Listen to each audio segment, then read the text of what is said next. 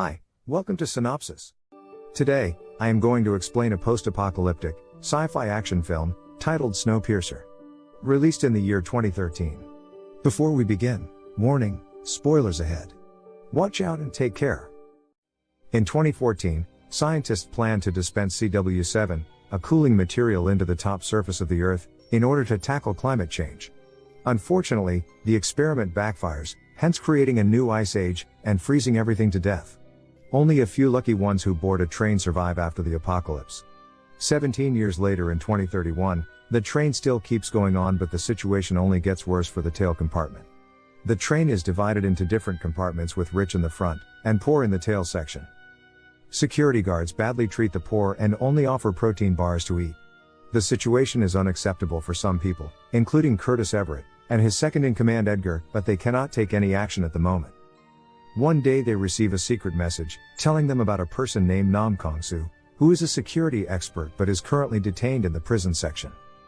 Curtis along with his leader Gilliam plans to take Nam out, because he is the only one who can help them, open the gates to other sections leading them to the front. Gilliam tells him they need to take over the engine, because it's the only way to take control of the train. Curtis thinks of Gilliam as a father figure, and a potential leader, expressing his thoughts that he should run the engine instead of Welford, the current captain. Edgar is a young boy who is quite close to Curtis, and often discusses his plans for the revolt. He thinks Curtis should lead the mission after Gilliam, but he does not agree with the idea. As they talk, a few guards come over to their compartment, and ask children to come forward for medical inspection while parents are forced to stay back. After the inspection, Timmy and Andy are taken away as their parents are left behind crying for them. Andy's father Andrew gets angry and attacks Minister Mason with a shoe, but they punish him by placing one of his hands outside in the snow. Mason addresses the others, scolding them for throwing the shoe on her, and warning them not to attempt anything silly against her. She says that everyone is serving his preordained position, and they must accept their fate, otherwise the consequences will be devastating. Andrew's arm gets affected by the frostbite, and the guards forcibly cut it off. After covering his injured body, Gilliam asks Mason to give his message to Wilford, that he wants to talk to him. Thinking about the situation, Curtis assumes the guards are carrying empty guns, as they ran out of bullet during a previous revolt. He plans to attack them, but Gilliam stops him, asking him to be patient for some time. Upon Gilliam's suggestion, they finalize their plan to move forward to the front compartment and control the engine. After pulling their secret weapons out, the people in the tail section kill a guard, and take his keys to free Nam. Edgar opens the drawer to let him out. Curtis asks for his help, but he refuses, so they offer his favorite drug, Chronol, which also acts as a combustible material, as a reward for opening up the gates. After arguing with them for a few minutes, he decides to help them out, but asks to take his daughter Yuna with him. They get to the next section but can't find anyone.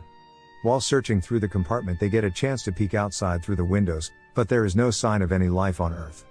Yuna, who is a clairvoyant, tells them about the next section, where they meet Paul, the cook for the protein blocks. While talking to Paul, they find out he uses insects to make those protein bars, but Curtis asks his friend to keep it a secret from the rest of them. While talking to them, they receive a clue about the water supply section, suggesting they should take charge of it instead of the engine. Paul tells its exact location, where water is collected and recycled for drinking purposes. Gilliam discusses the situation with Paul, and suggests taking it as the most crucial section, and they get their hands on it. They won't need to take over the engine. Curtis talks to Yuna, asking where she knows anything about the life outside the train, but realizes she was born on the train. Suddenly, she yells at Nam, warning him not to open the next door, but it's too late. They come across an army of guards equipped with axes, and other such weapons.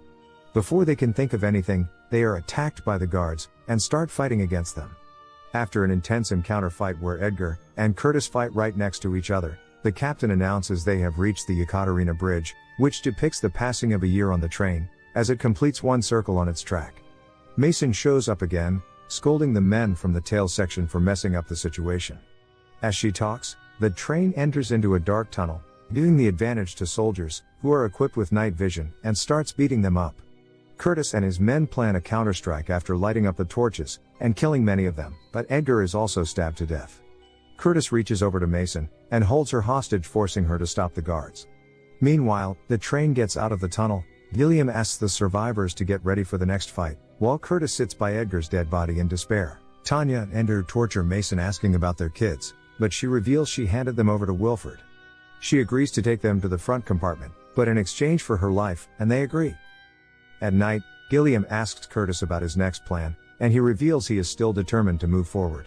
Before leaving, Gilliam instructs them about the front compartments, and asks Curtis to be the new leader for the tail section. As they move forward, they arrive in an artificial garden and an aquarium. Mason offers them sushi, informing them it is only served twice to maintain the balance of food in the front compartments. They all start eating as the train passes through the ruins of life on Earth. But Curtis forces Mason to eat one of the protein bars served in the tail compartment. After passing through the meat section, they arrive at the kids compartment where Andy and Tanya start looking for their children but can't find them. Meanwhile, the teacher shows a video about Mr. Welford, explaining he is the one who built this self-sustainable train. The video reveals Welford knew about the consequences of CW7 and decided to build this luxury locomotive with a specified track that circles the Earth. The train, which is capable of resisting Arctic's cold weather and Africa's scorching heat, completes one trip in almost a year, and that's where they celebrate the new year at Yekaterina Bridge. She also shows them a few frozen human bodies outside who went off the train thinking they can survive outside, but only made a few miles before freezing to death. After the lecture, New Year eggs are served to everyone, but they are proved to be a trap, as guards once again pull up their hidden weapons and attack people in the tail section. One of Mason's allies, Frank, who made it to the tail section, executes Gilliam and sends the video to the classroom. Curtis gets furious and shoots Mason in return. As they continue their journey toward the front section, they realize how the rich are living a normal life while going on with their daily activities. As the train passes over a circular bridge, Frank and Curtis start shooting at each other, but survive due to bulletproof glass on the windows. They get to the next compartment but lose Tanya and Gray in another fight. After passing through different rich section compartments, Curtis, Nam, and Yuna finally arrive at the front gate, but Nam refuses to open it. Curtis gets into a fight with him, but he calms him down, offering a cigarette to smoke. As they talk, Curtis reveals how they spent their initial days back at the tail compartment. He thinks Wilford is responsible for all of this and he wants him to pay for this. Nam is moved by his story, but says he wants to open the gate to the outside instead. He tells Curtis that he has been monitoring a few landmarks over the years, and have come to know that the snow has started to melt, so he thinks they can survive outside now. He tries to blow the gate, but it is attacked by Claude, who invites Curtis into the front compartment to have dinner with Welford. When Curtis arrives inside the compartment, Welford praises him for making it this far as no one else could. He tells him how the system works inside the train. He reveals they have to maintain everything, including the food supply, water, as well as population. It's why they keep on initiating their revolts, so the people would kill each other and reduce the population inside the train. Welford says Gilliam was his partner who planned this insurgency like earlier ones.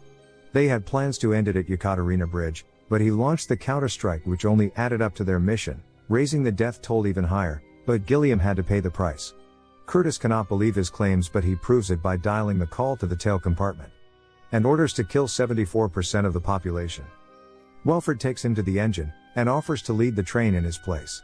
He also gives him a note revealing he was the one who kept on sending hints to them. He insists Curtis take up the charge and leave things as they are because it is crucial to maintain the balance.